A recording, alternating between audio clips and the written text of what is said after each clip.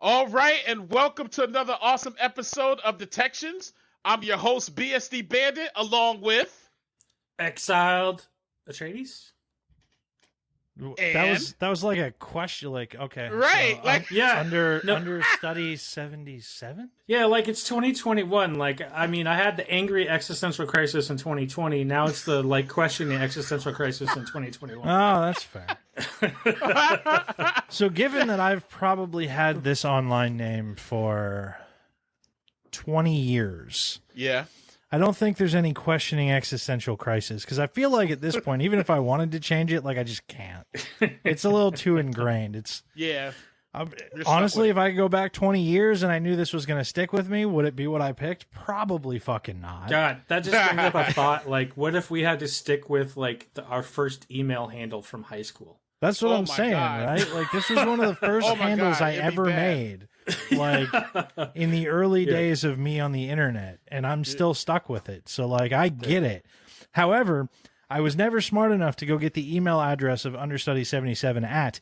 Instead, because I was a fucking kid, I had the stupid, like, leet speaky version, which I have regretted every day since. Since I wasn't a teenager. I'm just thinking of the flame wars that would happen if we had to be stuck with, like, our first email address as our handle online. Oh my Like, God. there would just be entire subreddits of flaming on people over their email. There would also be about 50,000 Big Dong 75s. Yeah. Like, let's be honest. We wouldn't get this XX for 2069 big time gamer XX. I mean, we'd still have a lot of that. Like, that would still exist.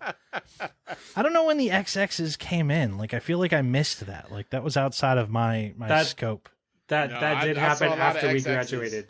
Okay, yeah, that See a lot of definitely came. XXs. That came out of my scope, man. Yep. Like, the XX thing wasn't a big thing. And- I feel like that kind of came in with, like, the emo crowd on the internet, and, like, I just missed that piece. I Shoot. feel like. I was the Linux freak at AOL.com. The So, Linux I mean- freak, like PH, but let me reiterate, PHREAK Yeah. for phone freaker. Yeah. I mean, Not- not a admittedly, freak. that's more relatable than anything with BSD in the title. Man, he had to swallow fast on that to get a response. That was Oh the my perfect time to goodness. drop that one. Yeah. he Just, dropped you know, he dropped the BSD bomb. Yeah. When Glug, glug. I mean, when not, man. The problem is again, like, a BSD bomb's not going to do a whole lot of good. Like, if it uses the power of people who use BSD, it's just going to go like tink, and then it's done. Oh Is my that- goodness. Is that like if BSD Bandit was a Pokemon, that's his weak attack is the BSD bomb? Yeah, and it just goes tink. No damage. Target little- is like- immune. Like a little drop in the water. Whoop. Pretty much that's what you're saying. Right? But Oh dude, my goodness. BSD fans out there, I am so sorry. I'm so sorry. I'm hurt too, y'all. I do sincerely apologize if I've offended any of the tens of you. That sucks. I'm So- just playing. So what's been going on with you two? It's been, a good whole 2 weeks since I've It has actually had a been, chance to man. talk with the two of you. Well, we had Mike on Yeah. last week. BSD about lost his shit. Damn right. Listen.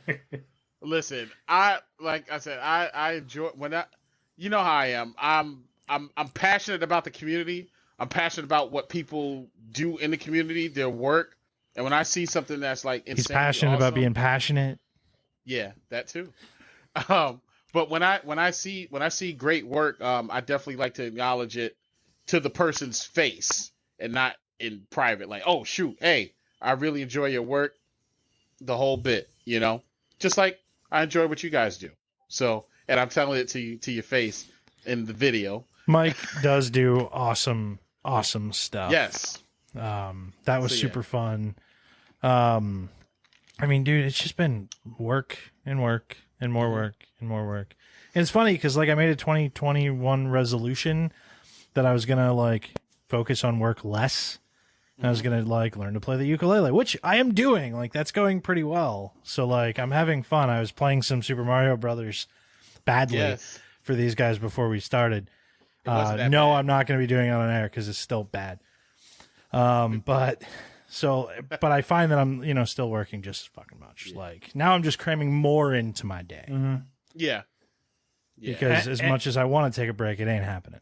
And it's kind of nice, too. I was having a conversation, I think, last week with some people about how they were jokingly having FOMO with not having Trump tweets everywhere. And I was just like, let it go. Just move on. Enjoy it. That we don't have to, like, wake up our butts clenched for what cringe are we going to wake up to this time. Like, yeah. But that being the thing, like, it's not like 2021 is really any better. Well, we got sea shanties. Well, we have sea shanties. We have a president who's not spreading massive disinformation. So we have a couple good things. Yeah. But like it seems like on the cybersecurity front, like nothing is slowing down. Nope. We go from like no. Yeah. 2020 we go from SolarWinds. Yeah. Who had it on their 2020 bingo card that everyone was going to get hacked? SolarWinds. Into 2021, who had it on their bingo card that everybody but Windows was going to potentially get hacked. What? So first off, I am a vocal antagonist of Windows. I hate Windows. I will continue to hate Windows.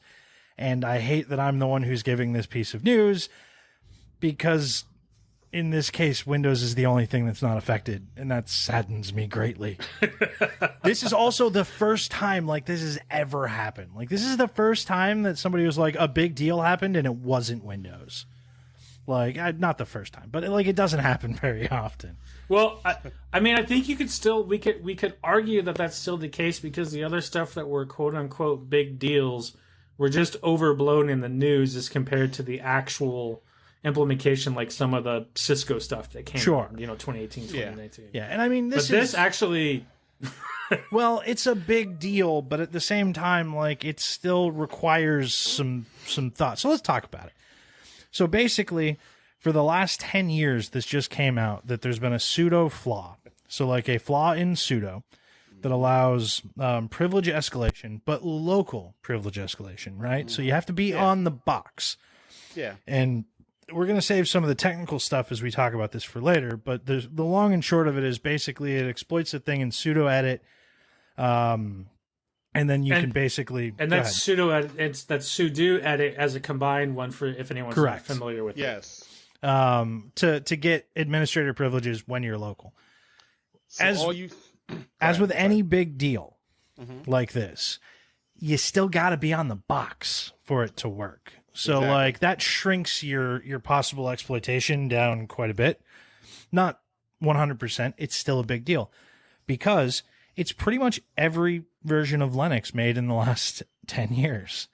Yeah, and it's like what they say since what 2011? 2011. 2011. Yep. And it's pretty much every version of Mac made in the last 10 years with a little finagling. So like Mac doesn't have the sudo edit thing in it by default. Like it's not really part of it. So you can't just, like if you look at your possible sudo commands, sudo edit isn't one of them. However, you don't have to do a whole lot to get there. And I'm trying to make sure that I say this right. You just have to symlink sudo to sudo edit, and then it'll trigger the whole thing and escalate your privileges. So like it's a couple commands, but if you're already local access on the box, it's not a far stretch to run this command then move to that command, right? Either local access or somehow able to get locally ran commands to execute. Exactly. Yeah. And then on top of that, like 3.2 billion email addresses and password combos just got dropped in a mega dump. Woohoo! Like 2021 is shaken to be just as interesting security-wise and this is bigger than that bad decision night of Taco Bell. Yeah. Yeah. I mean, this is like the biggest one that we've had ever, I think.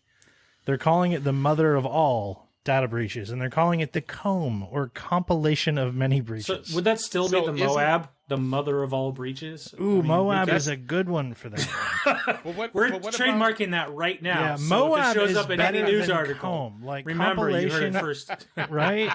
Compilation of many breaches is way worse than mother of all breaches. Yeah. Mother of all breaches is way better. So this is the Moab. Cling! Dubbed. Copyright. Yep. Tank. Yep. That's challenging perspectives right there. Whoop.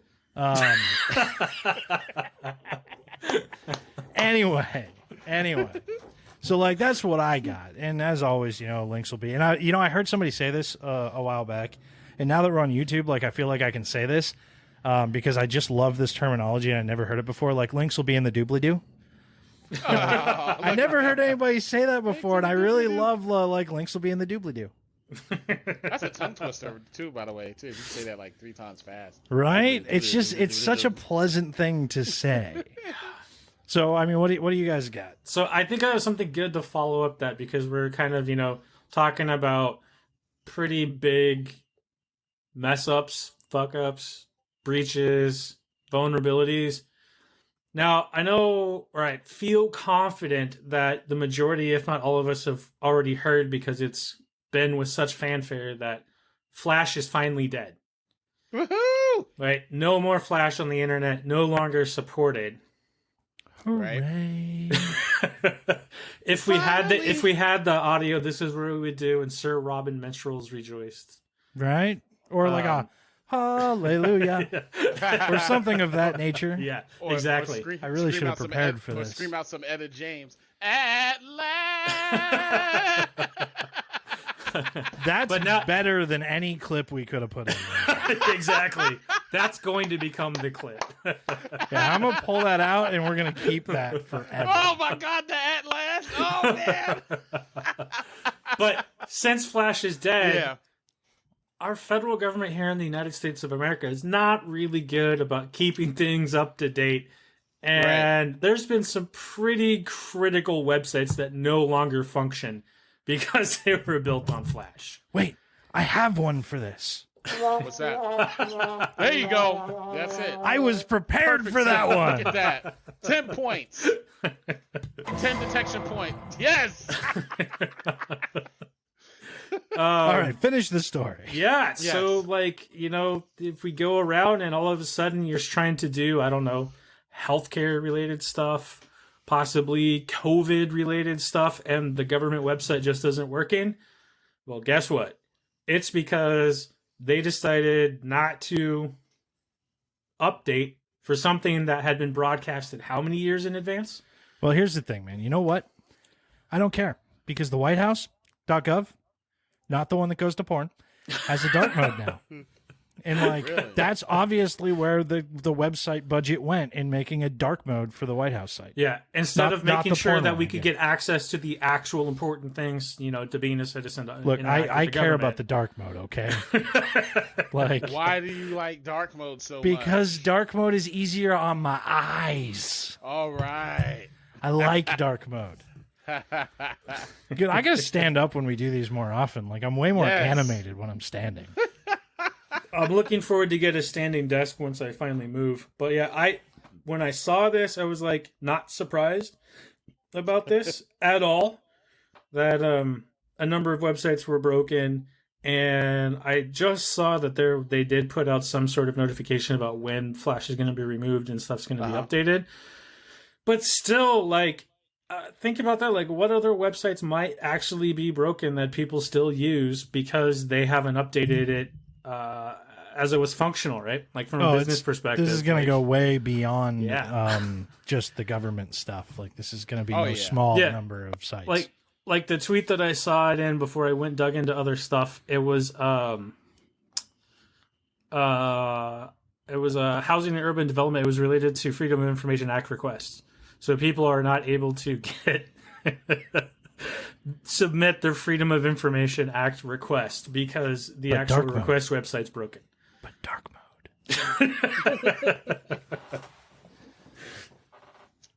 All right. I have a tendency of annoying people in my office, like engineers, when I go like, "Yo, that thing, Does it have dark mode? Like, if it doesn't, that should be on your list. I would like dark mode. If you didn't have the filter on your mic, at one point you should just do like the lips on the microphone.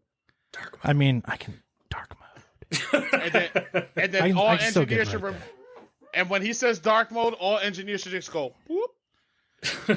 Literally, just whoop. Because it's a drop in the bucket for what they have to do.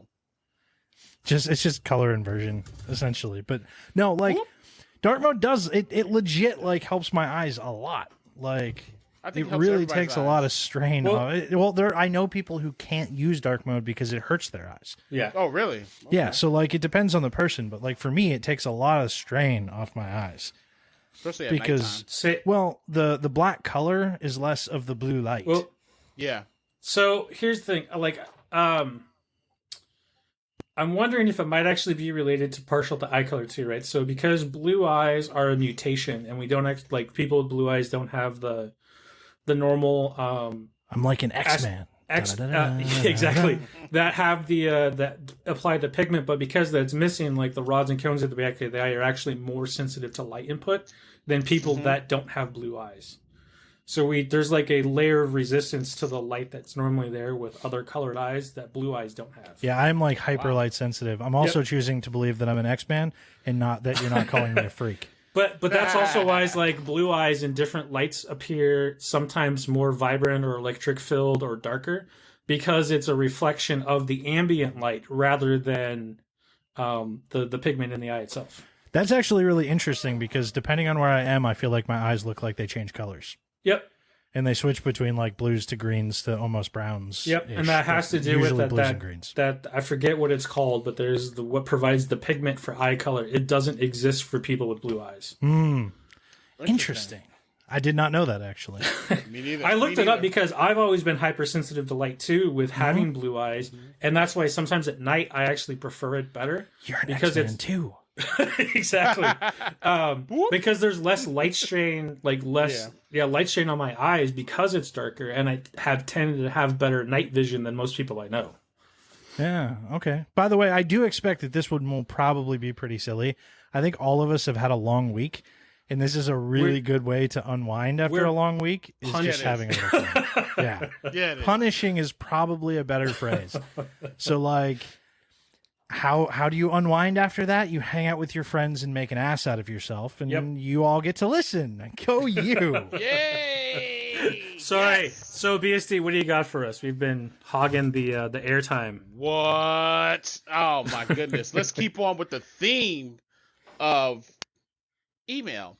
So, apparently, with Microsoft Office, and this might make a lot of red teamers super excited, and they might go out here and try these things.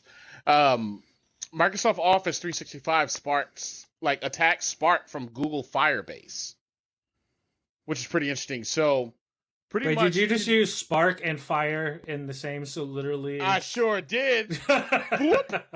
Spark, fire, Oh, boop on flame. that one. Call the Fire, insurance flame. company. Flame on. Yes.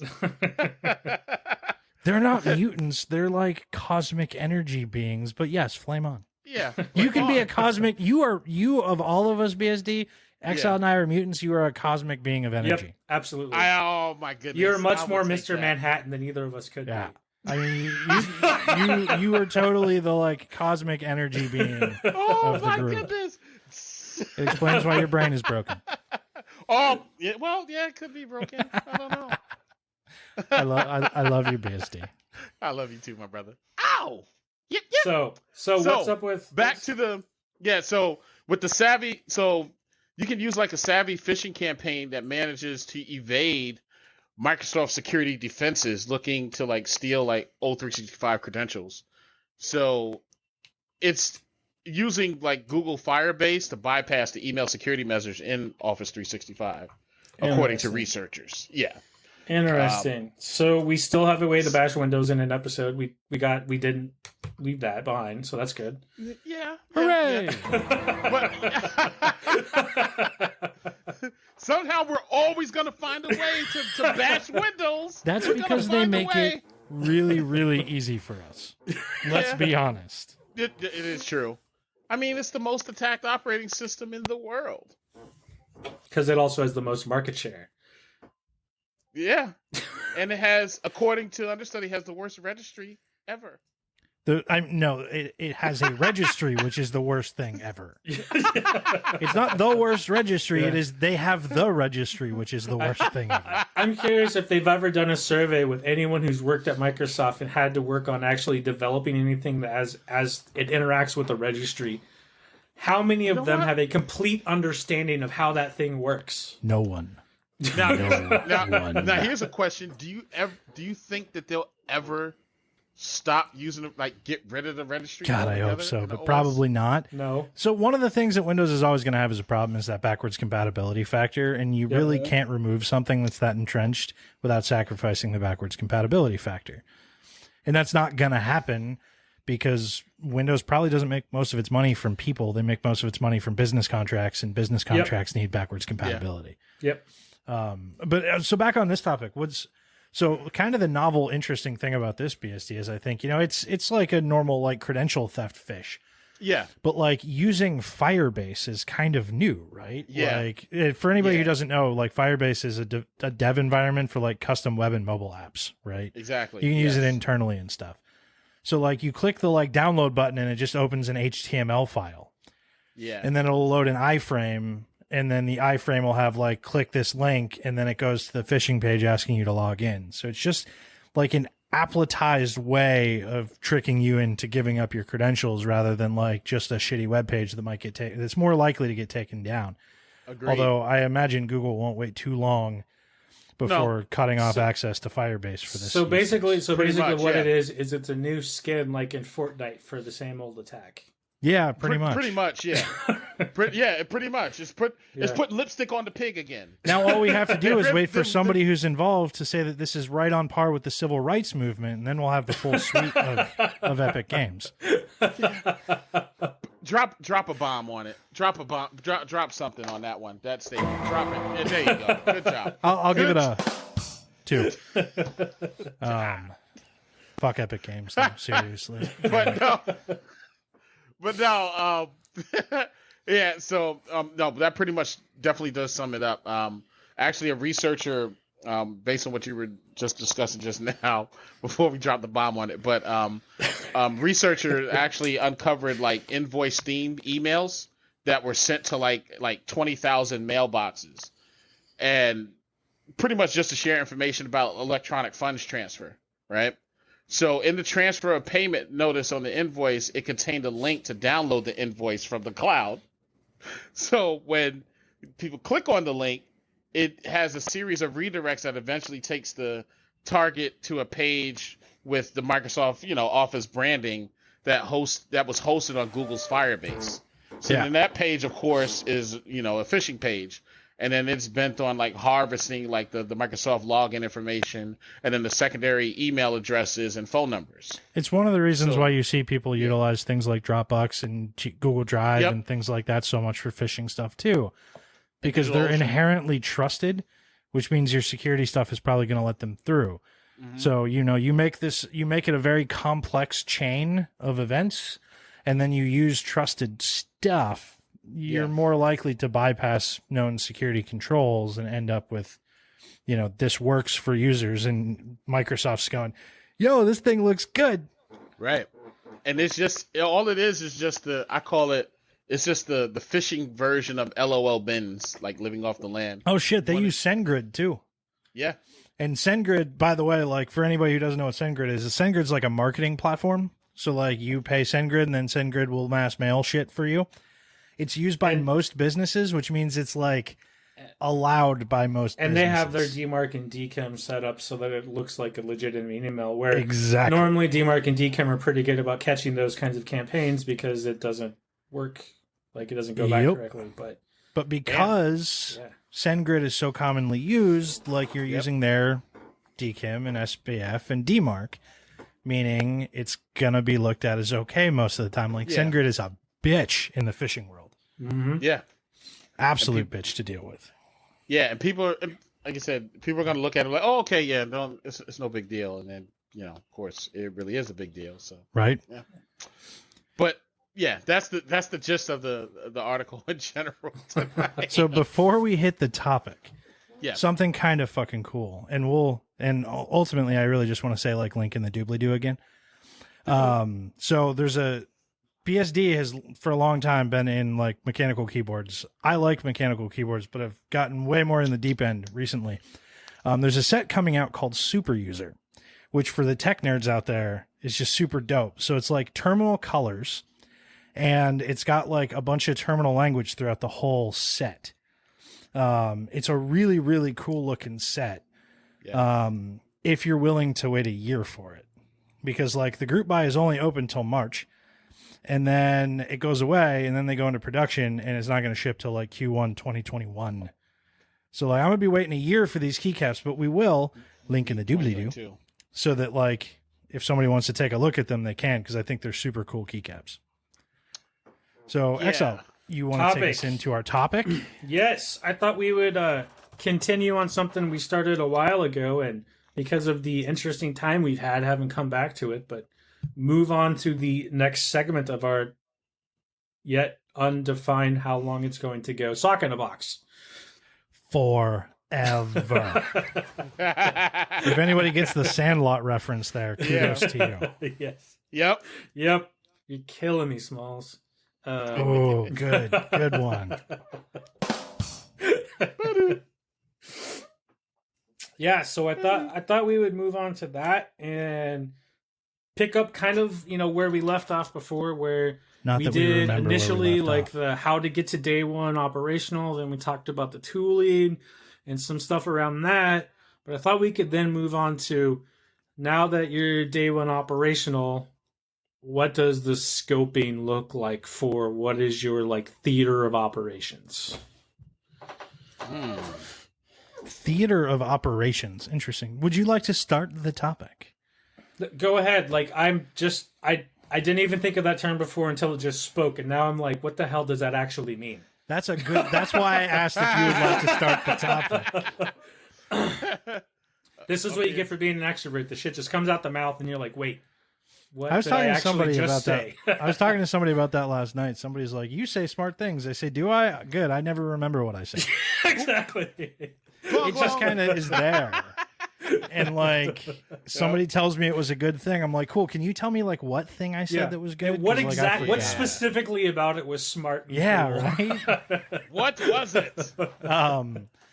No, but so we talk about tools, and like we say day one operational kind of with a grain of salt, right? Because like, we've got tools in place. Yeah, maybe we've got some logs in place. I think we touched on that a little bit, but we could talk about that a little bit more. And we've kind of got like a staff. Well, I mean, we've got like the one person who's going to start, which means the next one probably should be like, how do you hire the right staff to do this stuff? But instead, like a big part of even going into hiring staff, depending, is like, well, what threats actually matter to me? Because when you're at day one, the first thing that you really got to figure out is like, what do I need based on what is my risk? And if we haven't said this before, like everything in InfoSec comes back to risk, right? Literally everything is a risk-based decision in this field. Yep. It all goes back there. And then the other thing that gets attached to what you just said is, so what is it based on the risk compared to or filtered through what is currently set up that we have access to for information based around visibility? Exactly. So visibility decisions, and you can really go either way. Like you can pretty safely say like, oh, I need Sysmon, I need my EDR tool stuff, I need network logs and packet capture or whatever. You can pretty safely kind of pull that stuff in and be like, I need this, this, and this as a baseline. But like one of the things that will help you expand that is understanding what your threat landscape looks like. Maybe there's a CTI team at your organization. Maybe there's not. Maybe that falls on you. Maybe it doesn't. Maybe it falls on somebody who's not a CTI. There's a lot of different ways that this can play out. Or even that it exists. Yeah, or it doesn't exist. Yeah. Maybe you have the money to bring somebody in to do an initial assessment. Maybe you don't. A lot of pieces to that. Ultimately, honestly, if a security team is just getting set up for the first time, it's probably because some bad shit happened. So, like, in that playbook, like, it's not a bad idea to start there. Well, what bad shit happened? What were they able to do? Especially while the pocketbook's open because the bad shit happened. Correct. Right. That's when pocketbooks open, and that's how new teams get built. Pretty much. Yeah. So what were you able to do? Like, what did an attacker do that was concerning? All right, so like the attacker was able to get in this way. They did this. They hopped to here. They hopped to here. They hopped to here. That's going to break down like not only each individual point of visibility that you need, but it's also probably going to help write that first set of detections that you need to handle, because you understand that this thing happened before. You should also arguably be having the conversation about security controls that stop that behavior from happening again in the first place. And then it becomes a thought game, or potentially invoking red teams to do some exercises. Don't you say something, BS. Don't you even smile like that. This will be the only time I say something nice about red teams. That's why I'm smiling. So that they can find other holes. And then you can basically build detection strategy around what you know works. That's one way.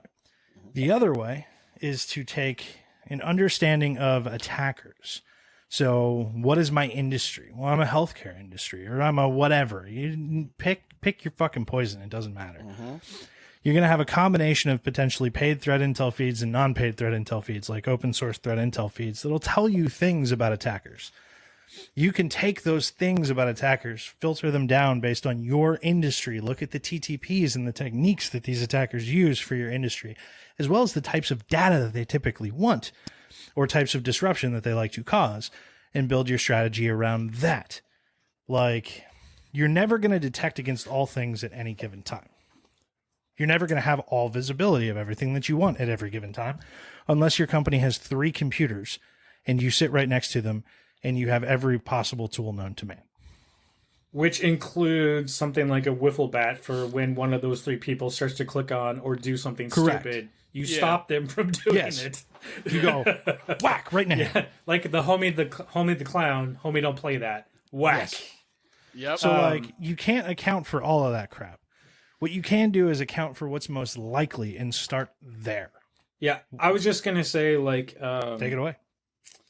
That's good. And it's good to start with what you know, like with what you're saying. Even if it's small, right? Even if it's only like 3, 4, or 5 things.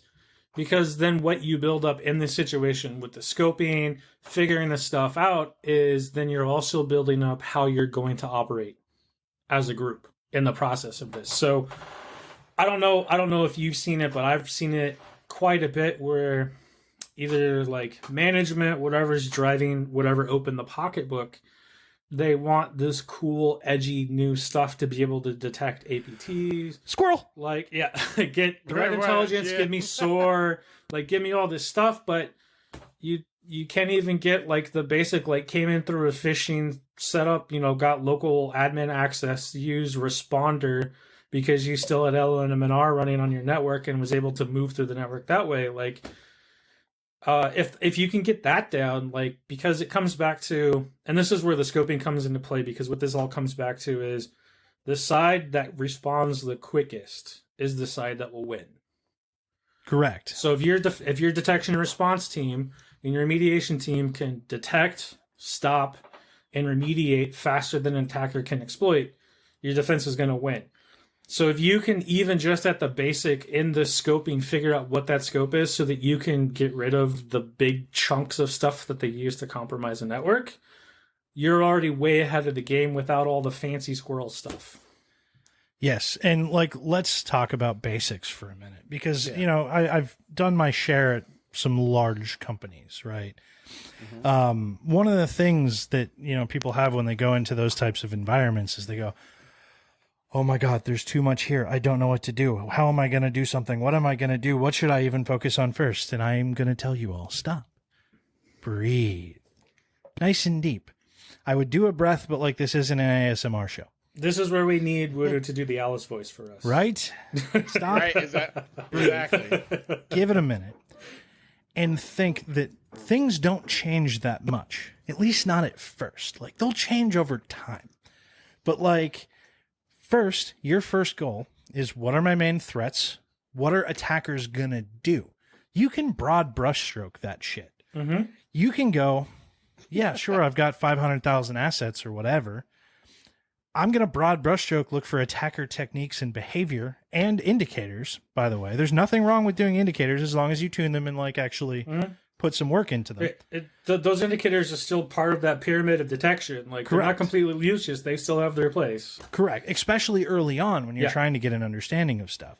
But then you're looking for attackers on a broad brushstroke. You're looking out here, like way big. And then as your program continues and matures, you start to shrink down and shrink down and shrink down. Now, that doesn't say that the things out here don't still exist. You're basically just building your own pyramid. You're starting at the bottom. You're taking that broad brushstroke, and then you're moving up, and then you're getting into individual business units, and you're getting into individual tools or apps that are developed, or whatever the case may be. But you're starting broad, and you're getting smaller, and you're taking it in bite-sized fucking pieces based on threat, risk, value, things of that nature. So you might not be the one making the decision because there's business decisions that have to go into this too. And that's the organic nature of the theater of operations. Theater of operations is like the military sense of theater, like your broad area of operations that you're figuring out what to do with. So as you grow... I like that you made up some bullshit and then you actually brought it in to make sense. Exactly. You're like, oh, dude, I got this. I can make that bullshit make sense. I love that. Yep. This is where extroverts come into power, is in moments like this. But yeah, so, and even with the scoping, right? Like, that's you don't have the idea, cool, start broad, right? But as things go, like, you're not going to have all the answers up front. That's okay. You're not going to have all the answers 6 months from now. That's okay. You're going to have more answers 6 months from now than you did when you started. And that's until your company gets bought out, everything changes, and you have to absorb an entirely new network. Unless it's something like IBM that they don't really care, and they just issue a corporate account and let you continue to do what you were going to do anyway. Sure. But yeah, so like what you're saying is that still relates to the topic here of how that still is showing the organic and living nature of the scope as the SOC evolves. Because the other thing about it too is, as the individuals in that business unit prove to the rest of the organization that they're competent at their job, more people are willing to give them more access to the things they want to see. So there's a theory in I don't even know if it's leadership specifically, but it's something that I basically live by when I go into a place. I'm going to get what I'm going to get from a resource perspective. And it's probably not going to be enough to do the best possible thing that I can do. At least not what I have in my head, right? Like, that's realistic. Like, you're never going to get what you really need because security is largely a cost center. So, like, you might do pretty well, but you're never going to have, like, the 100 people to do the fucking job. So, the way that I approach this and the way that I encourage people to approach this is very similar in scope. If you have 2 people on your SOC, pick a thing, just like one thing, maybe 2, and be like, we can do this thing really motherfucking good. Like, this is what we can do. And be very honest. This is what I can do. I can't do more than this. Full stop. This is what I can do, and I can do it better than everybody else. Do that. And then do that for a little while, build that trust. Then you go, yo, wouldn't it be cool if we could do this too? You give me this. Then we can do this too. And I've proven that with this, we can do this. So, like, I've built that setup and I've built the trust that if I tell you I can do something with something, you know I can. So, like, I encourage people to go into this that way. Like, the constantly whining or complaining about not having enough heads or not having enough tools, it's never going to get you the heads of the tools that you need. And it's never going to change. That's always going to be a constant. Correct. But if you can get really good at what you can do and show that, you're more likely to get more when you ask for it and can explain what they're going to get out of it from a business perspective. Little bit of a tangent, but a really important one. I was just going to say, BSD, tangent. What are your thoughts? Like, either from your experience at doing the blue team threat hunting detection side, or as an attacker on the scoping of the SOC?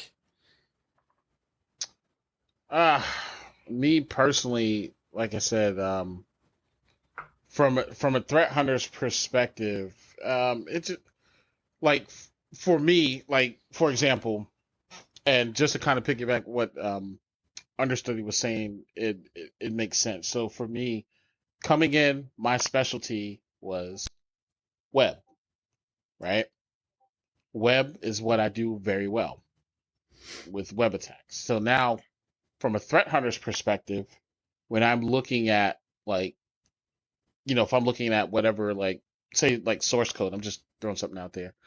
Like say if I'm looking at what a specific code is doing, I can actually read and look at exactly what the code is designed to do and what it's actually doing, and actually just kind of go through and develop like pretty much like a workflow patterns wise, and pretty much putting that in my report when I say, hey, when I see a lot of users are accessing this particular web page. They're accessing this web page, but they're inputting like say whatever. We'll just say like just user data, just regular data that they're inputting into like maybe a search engine or whatever, and what they're searching for. But I noticed that several users, what they're looking for is not really designed to what's supposed to be an application. They're looking at something that's outside of that application, which, of course, that application has a specific flaw, which I've seen on the threat hunter side of the house. So to go back to what Understudy is saying as far as like making sure that you can have at least two people, even though we had a series of like several different people, right? But just having a person or two people that can do one thing well, I truly believe is super important, as opposed to just having many people that can do many different things. The master, pretty much a jack of all trades, but master of none scenario. I think you'll have a much harder time far as like working within, well, pretty much with SOC production and everything else. If you have a whole bunch of people just all over the place, but never really mastered that one technique. That's just my spiel on it in general. I had to hide because I am a master of none. You're good at something. You've picked something, and you're good at something, so you cannot hide. No, I'm okay at a lot of things. But you've mastered something.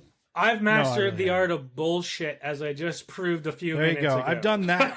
That I have definitely done. That's like my superpower. Shall we move to Red Team Corner? Yeah, I was actually just thinking of titles, and I have a train that I'm going to look up after we're done recording on how to name this. But BSD, why don't you break down the attack we were talking about in the news for us? The sudo edit, baby. Sudo edit. Some sudo. Sudo. I knew I was going to get you to change in sometime during the episode. Oh no, I'm still going to call it. I'm still going to say sudo, but I want to say Sudoku. Oh no, man, you took it. You were saying sudo earlier, and I'll now probably you're saying still forever continue to say sudo, but I want to say Sudoku.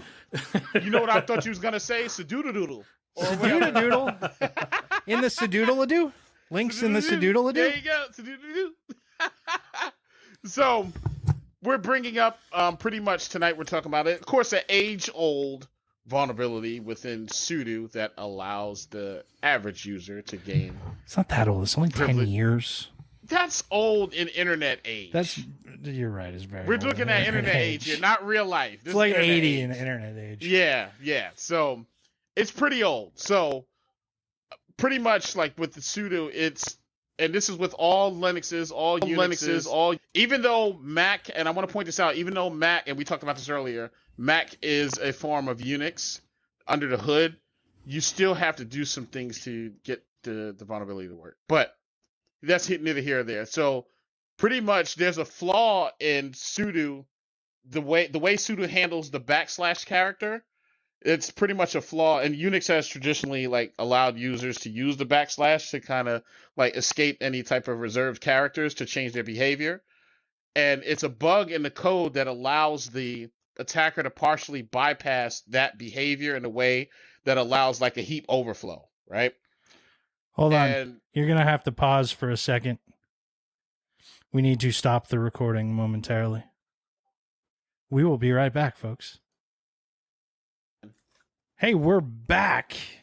Technical difficulties as we figure stuff out. BSD, please continue talking about. I sure will. Let's rock out.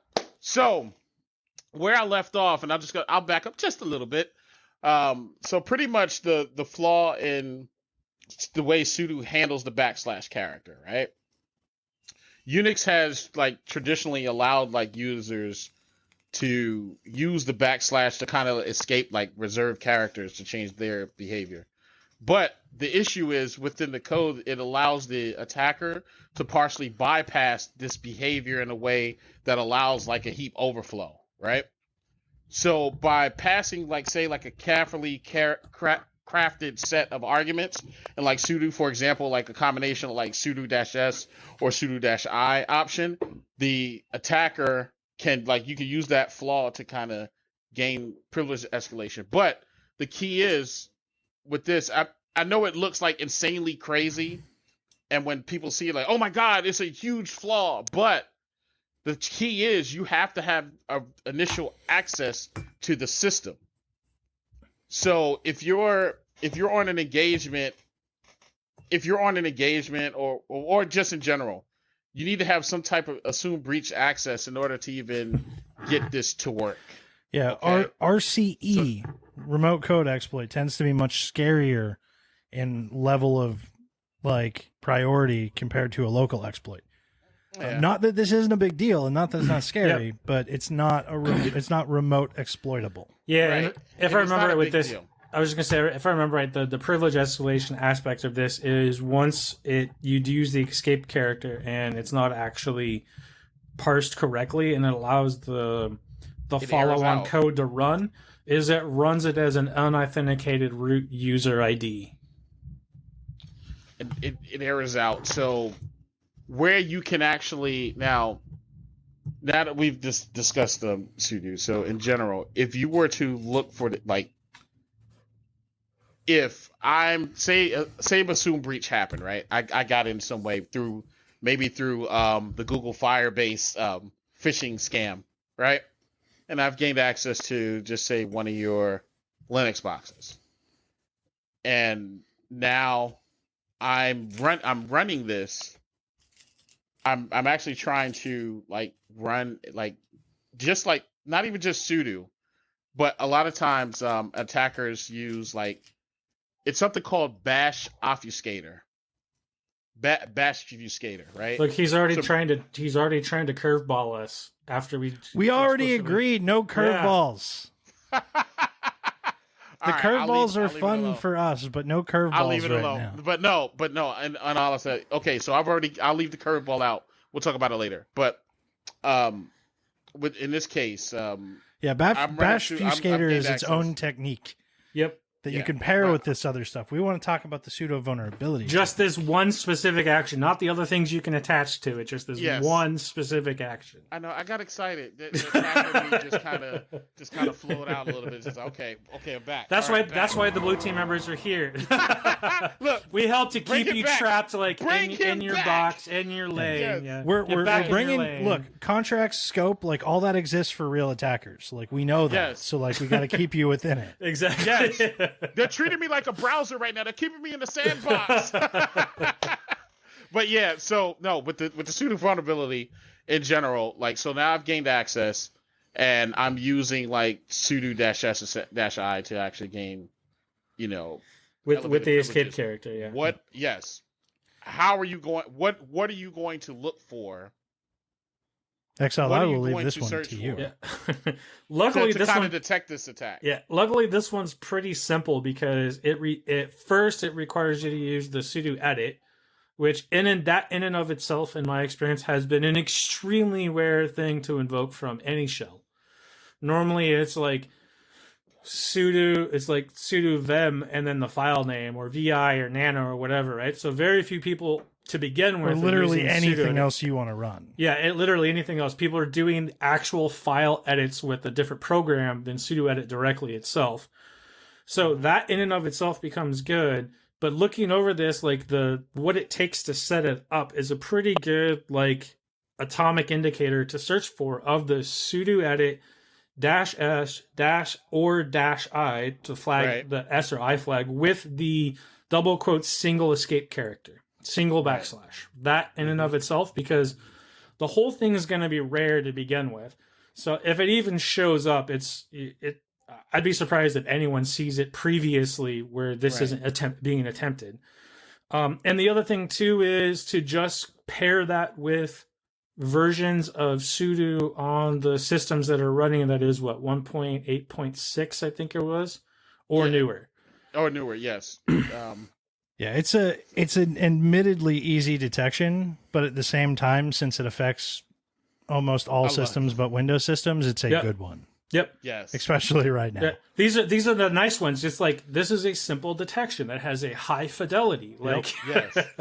And we'll find really bad shit if someone's trying to do really bad shit. It's like a slam dunk. Yeah, it's like Boom. if that string shows up, and you can feel pretty confident to hit that incident button and trigger that whole process going, because there's going to be a whole trail of stuff that you're going to have to figure out. Mm-hmm. But And the remember, likelihood kids, always that based on your environment. Yeah.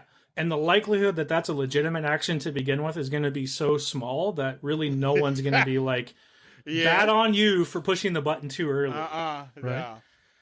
But always based on your environment. And with that, Now here's a question. Okay. A question too. So a lot of now, in order to detect this, and this is for somebody that could be listening and they might just be confined to like one tool. Do a lot of the tools that are out now for far as within that's used within the SOC, do they detect this automatically by default? pretty much out of the anything box? that catches command line execution, and I would almost guarantee that every vendor is probably catching shit out of the box now. Yeah. Okay. That being said, I don't trust them, so do it yourself anyway. Yeah, even with There you OS go. Corey, like you're going to pull from the shell history. Right? Exactly. You're just going to look So, for this from the shell history. I was just going to say, so like the Sandlot, BSD is going to come in and cannonball the pool. Yep. Well, you know, I gotta do something. Forever. Forever. God, I need to watch that movie again, man. That was such a good movie. It's was, man. high It's rewatch classic. value, Yes, no it matter is. how Yes, much time It has really passed. is. So with that, Exactly. I think that brings us to a close. I think it's about time to go. We have taken enough of everybody's time, and I want to go watch The Sandlot. And then fall asleep watching the Sandlot. Yeah, probably fall Yeah. asleep watching The Sandlot, because it has been one of those weeks. The bad side is you will all be listening to this probably at the start of next week, and then we'll see if that continues my next week. So with that, everybody, I encourage you. Thank you for tuning in. Thanks to my host. This is always a fun and needed de-stressor from a rough week. And don't forget to go forth and find badness.